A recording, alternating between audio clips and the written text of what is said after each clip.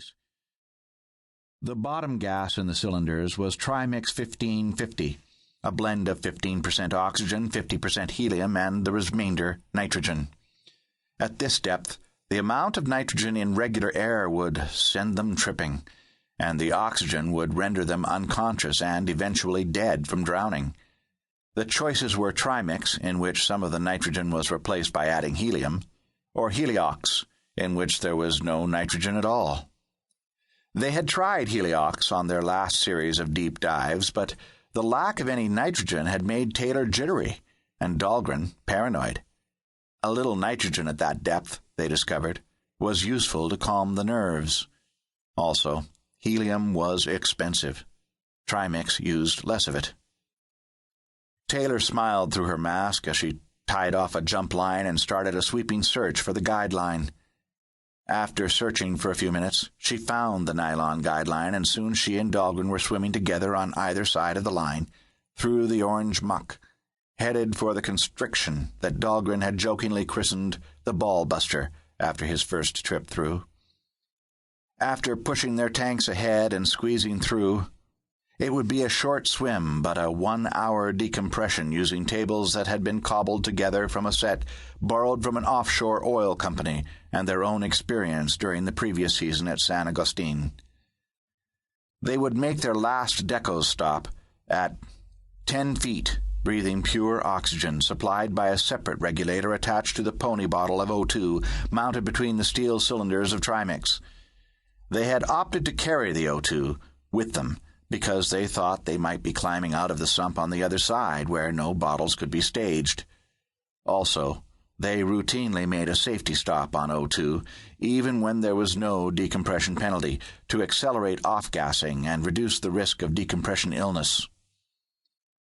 At the end of their deco hour, they would climb out of the sump to Camp 6, where the Sherpas and other hell divers would be waiting with warm tea and freeze-dried stew. Except the line didn't lead to the Ball Buster. It terminated around a piece of breakdown where they had tied it off and turned back the first time. They had swum in the wrong direction, and although the needles on their depth gauges were plunging again, they thought they were headed for the false bottom. But in the silt and confusion, they had missed the little plastic arrows they had clipped to the guideline, pointing the way out. That's when Dahlgren had looked into Taylor's mask, and they both knew they were dead. They had less than a third of their gas left, and it wasn't enough to make it back. The others wouldn't know they were in trouble until it was too late. Nobody would arrive to save them. Dahlgren cursed himself silently. There were no rescues in cave diving, only body recoveries. And he had helped kill the person he loved most in the world. Taylor, however, was calm. Dahlgren grabbed her by the harness and attempted to drag her back down the line, but she knocked his hand away. She made a V of the fingers of her right hand and pointed fiercely at her mask, giving him the signal for, "Look, damn it!" She held up 2 fingers and shook her head. 2 can't make it.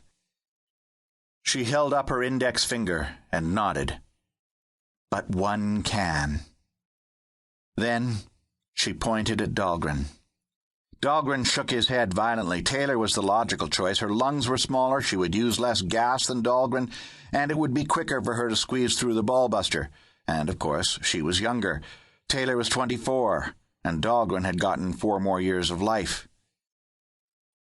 Dahlgren reached for the buckle of his tank harness. He would give her his gas, and she would make it. But Taylor grabbed his hand. Behind her mask, tears were welling in her clear blue eyes. She scribbled something on her wrist-mounted slate and showed it to him. "Only choice," it said. "My choice." It was part of an ongoing conversation they had shared about cave diving and risk during the past 3 years. These conversations had moved them not only because cave diving was arguably the most dangerous sport in the world, but because they felt it was a metaphor for life and personal responsibility. To live without risk was not really living. They had met, appropriately enough, while assisting with a body recovery from Amistad Lake near Del Rio.